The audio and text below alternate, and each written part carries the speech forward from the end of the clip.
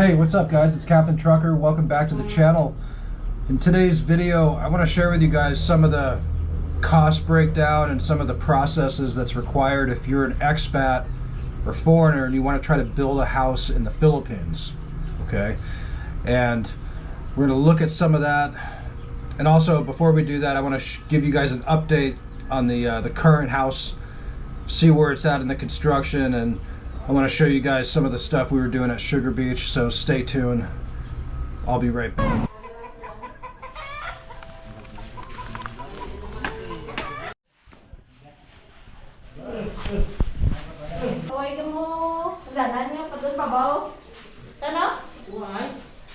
This is the huge comfort room.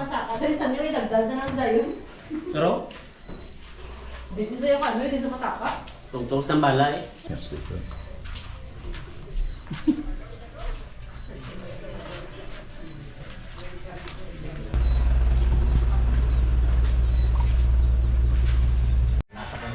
Oh, the floor's almost done. Incredible. So much progress.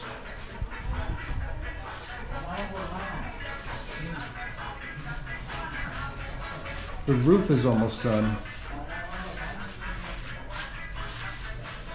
These guys are doing a good job. We're gonna get a big bottle of Don Papa rum.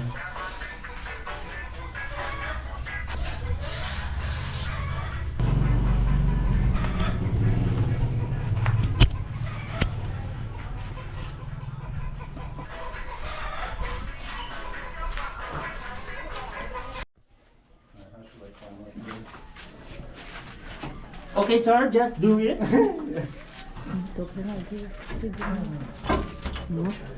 I'm like Spider-Man. I'm like a 91 kilo Spider-Man. Go. You sure this won't break? Okay. Alright. Can I see the camera? Alright, here's the rooftop. See? Got a nice rooftop. I got it. Kabus. I can get it. I'll just jump down. Did you get that on film?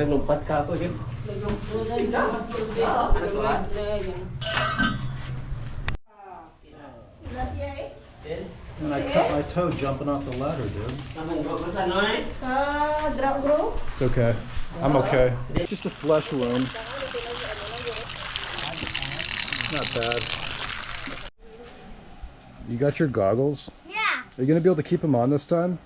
You're going to swim, and I'm going to, and you're going to, well, you're going to throw us on the water. I'm gonna throw you very high, so you gotta brace yourself, okay? We're gonna launch you like rockets in the water. So you gotta be able to take the fall. You gotta be able to fall well, okay? So don't tense up. You just fly. You'll fly like a bird. What's up? Look at me, I'm a flying Good stuff. All right, let's go to the beach. Let's do it. Not yet.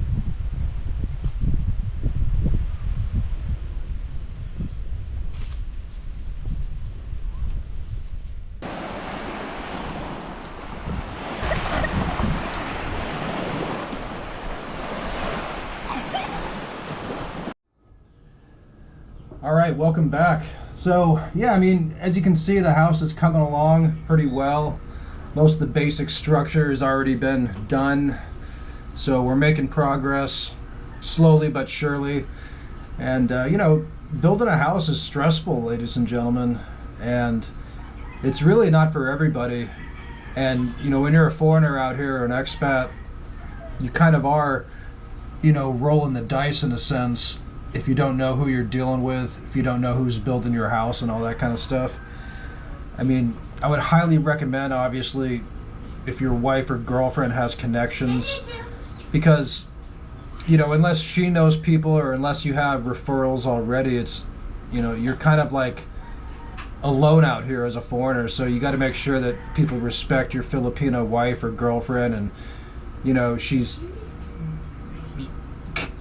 capable enough to be able to manage such a thing. You know, I know, like, for me, I'm not even on site a lot of the time, or I'm overseas, and you know, she's done a good job about managing it. But you know, like, we didn't even get a contract, which I don't recommend. You can get contracts to build your house with like, you know, contractors and sort of pay as you go type of thing. Do it in installments, and a lawyer can draft that up for you for like maybe 1,000 pesos, like $20. But yeah, I mean, as a foreigner, you know, it's like, I think it's actually a good idea if you want to just, you know, live in a condo and keep life simple. I mean, for me, I think if I didn't have kids or like a kid and, you know, responsibilities, I might have just not had a condo or a house. I'd probably just float around the Philippines and, you know, enjoy the easy life without the stress. But, you know, you got to respect, I guess, guys that build their house for their wife or their kids. I mean, it's not easy to do. And it is stressful because, like I said, I mean, I don't really know the day-to-day stuff. I'm just sort of putting my faith in people, and so far it's working out. So, you know, let's hope it continues to work out. And that's the way it is. But so I want to break down some of these costs for you. So, like, if you're doing, this is about an 80 square meter house, I think, on a 100 square meter piece of land. I think I bought the land for maybe about 500,000 pesos. But here's the cost from what I'm seeing, these estimates, and they're pretty realistic so far. So if you do like a standard finish, and they have like, you know, standard finishes versus semi-elegant finishes, they call it. But for a standard finish, you know, for a house like this with the rooftop, because it's going to have like a rooftop balcony type of thing, you're looking roughly about, you know, 1.6 to 2 million pesos, okay? So, you know, between maybe 35 and 40,000 US dollars, more or less. More or less, right? And so 30% of that, you're going to be looking at the labor, right? The labor for that would be about 480 to 600,000 pesos. Construction materials, 960 to 1.2 million pesos. Permits and fees, 40 to 60,000 pesos. And architect and engineer fees, about 80 to 100,000 pesos. And then there's always miscellaneous cost, you know, maybe 40 to 60,000 pesos. You know, the labor, you're looking at, you know, higher skilled labor, lower skilled labor, whatever. It's like you can get deals on that, I guess. But, you know, for materials, you're looking at like ceramic tiles, wood accents, painted walls, custom windows, you know, good steel rebars for the cement. I know, like, we just bought, I think in total for what you've seen, I want to say 1,000 bags of cement at 220 pesos per bag. So I think that's about $220,000 worth of cement, you know, and that's just what you need. But yes, for the standard finish, that comes out to about 20 to 25,000 pesos per square meter, okay? And, you know, you do need permits and all that, like we're building in this subdivision. And, you know, when we first got the land, it took about 4 months for them to transfer the land title before we could even, you know, start construction. And yeah, you need building permits. It's about 25 to 50,000. You need your electrical permit, sanitary permit, maybe an occupancy permit, and location clearance, all that kind of stuff. Yeah, you do need that. You do need that kind of stuff. You can't just sort of like construct on some random piece of land type of thing. You know, so. But yeah, you can, you know, if you're a foreigner, you can transfer the property to your wife or son or your kids. Like if you want to do that to your son, you can do like an inheritance transfer or a gift donation type of thing. Yeah. But yeah, I mean, and I guess the timeline of construction is always a consideration. I'm thinking that this house should hopefully be done like sometime early next year. I mean, next year is like weeks around the corner, so who knows? I mean, I hope so, but we'll see what happens, you know. But I want to break down also some of the differences versus like the standard finish versus a semi-elegant finish, because if you do the semi-elegant finish on a house this size, it would be about 2 million to 2.8 million pesos. and the standard finish would be about 1.6 to 2 million pesos. So here are some of the differences. So in the structural components, I guess they have like different grades of cement. You have like Class B and Class A cement, which obviously is stronger concrete, more steel rebars for durability. And like the column beams, they got like 12 millimeter to 16 millimeter steel rebars. And then for the more advanced finish, I guess you can do 16 to 20 millimeter steel rebars. So I guess that's better. Hollow blocks, standard would be like 4-inch. Semi-elegant would be 6-inch, for instance. And like I said, I guess there's different grades of cement, apparently. And then the other examples would be like the floor tiles, you know, maybe ceramic versus porcelain, bedroom flooring, vinyl flooring, or basic ceramic versus laminated wood, luxury vinyl, hardwood flooring. In the bathroom, like anti-slip ceramic tiles versus non-slip high-end porcelain, all that good stuff.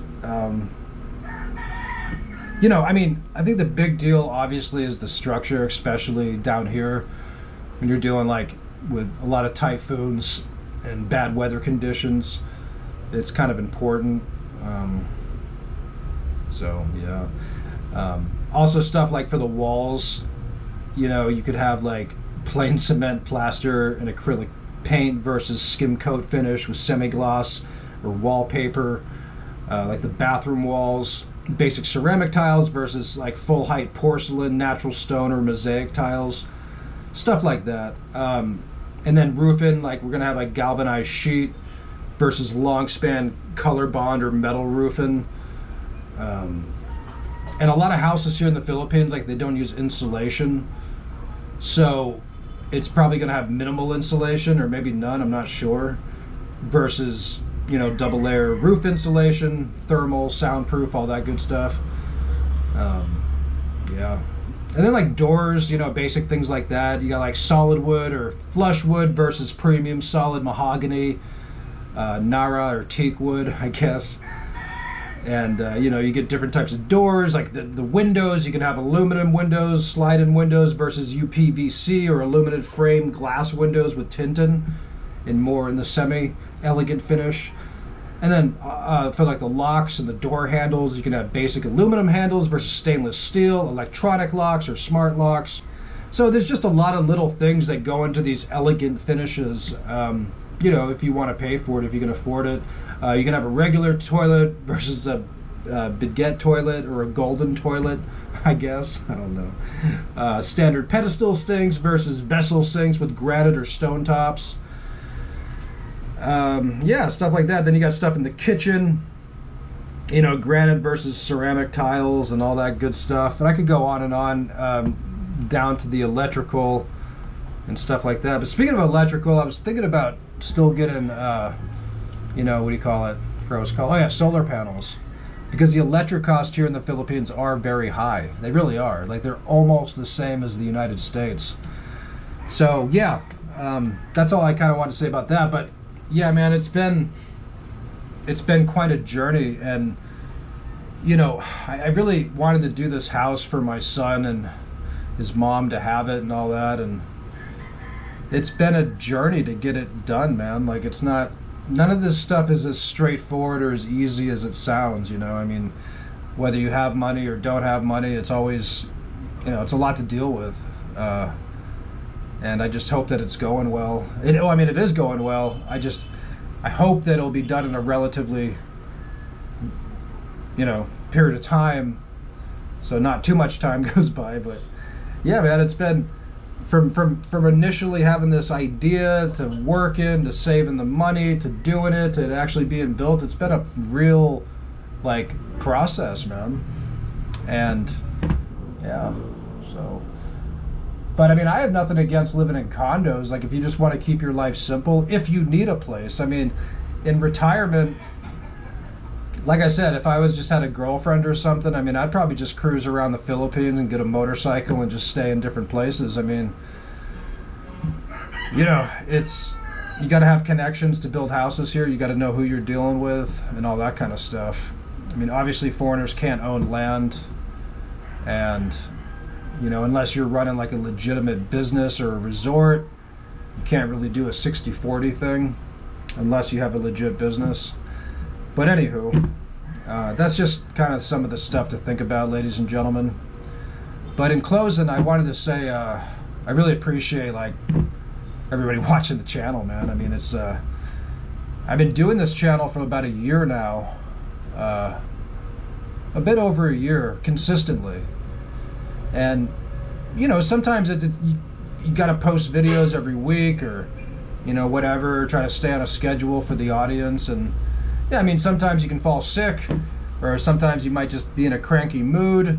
But in spite of all that, or that's happened a few times, I mean, I really appreciate the people that come by and come back to the channel and support the channel, and I really do. And I just, it means a lot to me. And if I haven't expressed that, I want to say thank you for that.